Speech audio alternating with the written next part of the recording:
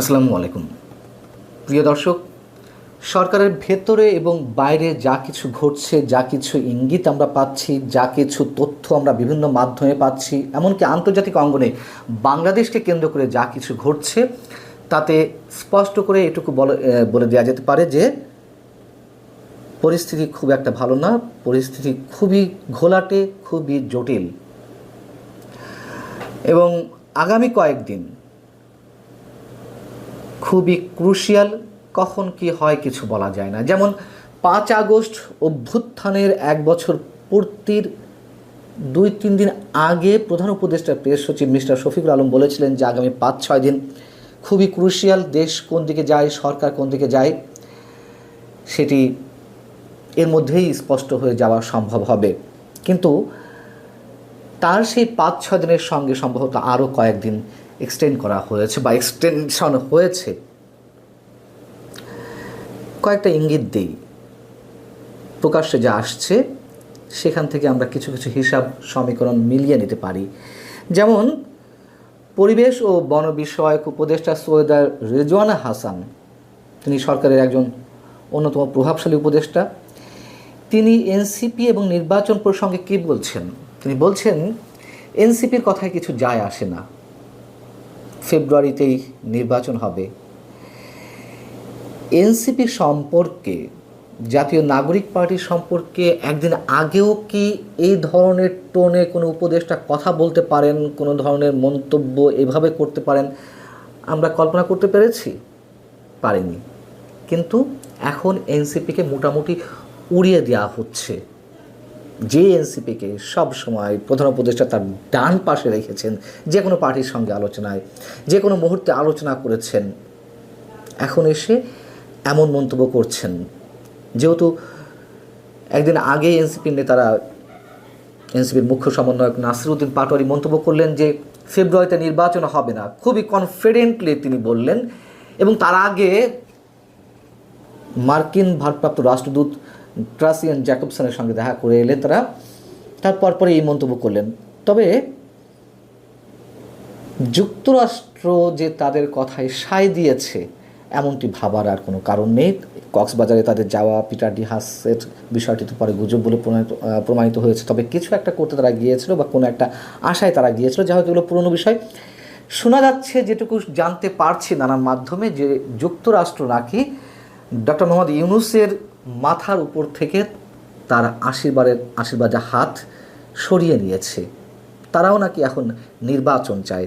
তাহলে আসলে বিষয়টি কী, সমীকরণটি কী? আমি নিজে বরাবরই বলে আসছি, এখনও বলছি, নির্বাচন না হওয়ার সম্ভাবনা 99%।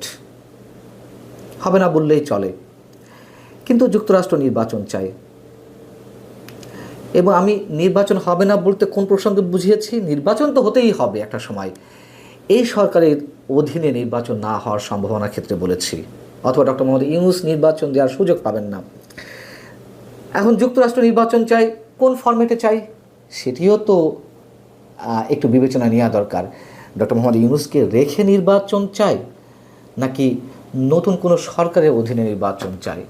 সেই সরকারের রূপরেখাটি আবার কী হতে পারে? হাইকোর্টে যে রেফারেন্স পাওয়া গেছে, বা আমরা যেটুকু জানছি যে তত্ত্বাবধায়ক সরকার ফিরে আসার ব্যবস্থা হয়েছে, সেটি এখন কোন প্রক্রিয়ায় হবে সেটি নিয়ে আলোচনা হতে পারে। নাকি ডক্টর মোহাম্মদ ইউনূস সরকারকে সরিয়ে এ ধরনের অন্য কোনো অন্তর্বর্তী সরকার, নাকি তাকে রেখেই আবার হবে?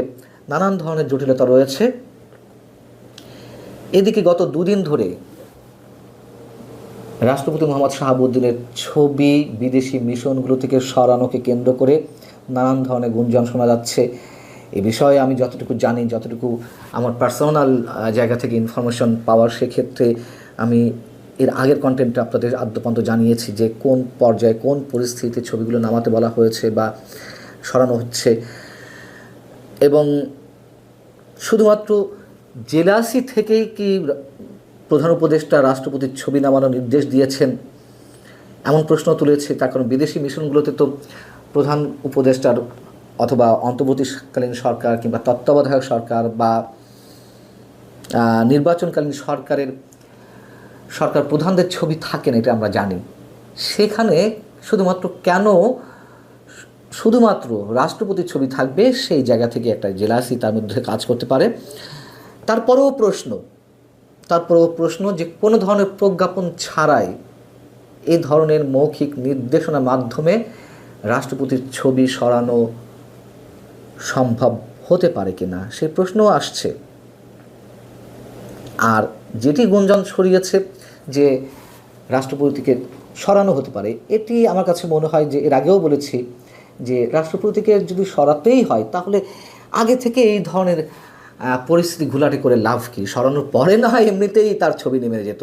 যাই হোক, বিষয় হচ্ছে কি যে এই সরকারের আসলে কোনো কাজ নেই, নাই কাজ তো খই ভাজ, একটা কথা আছে না, সেই ধরনের।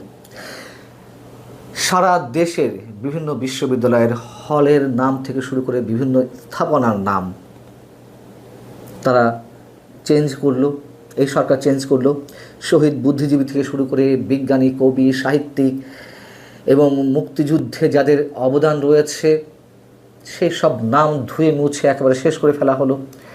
বিশেষ করে মুক্তিযুদ্ধে যাদের অবদান রয়েছে এবং যারা হিন্দু ধর্মের ব্যক্তি, কোনো দরকার ছিল না তো এগুলো করার।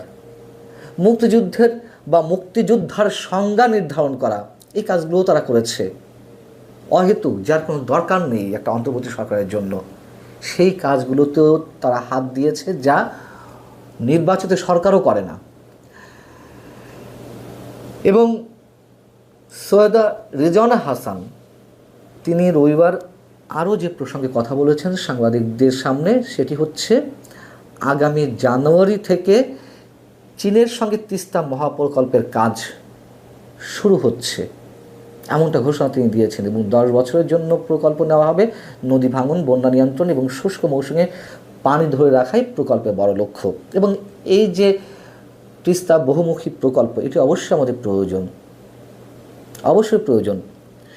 কিন্তু আমরা তো আন্তর্জাতিক ষড়যন্ত্রের মধ্যে পড়ে গেছি, দুপক্ষের টানাটানির মধ্যে। একদিকে চীন খুব আগ্রহ দেখাচ্ছে, তারা এই প্রকল্পে অর্থায়ন করতে চায়, কিন্তু এটাও তো সত্য কথা যে অর্থায়নের মাধ্যমে এই প্রকল্পে চীনের স্বার্থ রয়েছে। ভারতের চিকেন নেকের কাছে যে এই প্রকল্প গড়ে তোলা হবে, সেখানে থেকে তাদের কারিগরি টিমের মধ্যে এমন অনেকে আসবেন ওপারের বিষয়গুলো নজরদারি করার জন্য, ভারতের বিষয়গুলো, বিশেষ করে ভারতের 7 সিস্টার্সের উপরে নজরদারি করার জন্য।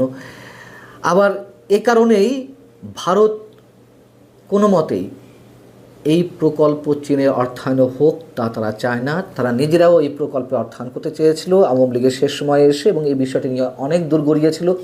চীনও এত বেশি আগ্রহী যে 2024 7 জানুয়ারি নির্বাচনের পরপরই বাংলাদেশে নিযুক্ত চীনা রাষ্ট্রদূত ইয়াং ওয়েন তিনি কয়েক দফায় শেখ হাসিনা থেকে শুরু করে মন্ত্রিপরিষদের অনেকের সঙ্গে তিনি বৈঠক করেছেন যে নির্বাচন তো শেষ, এই প্রকল্পের কী হলো।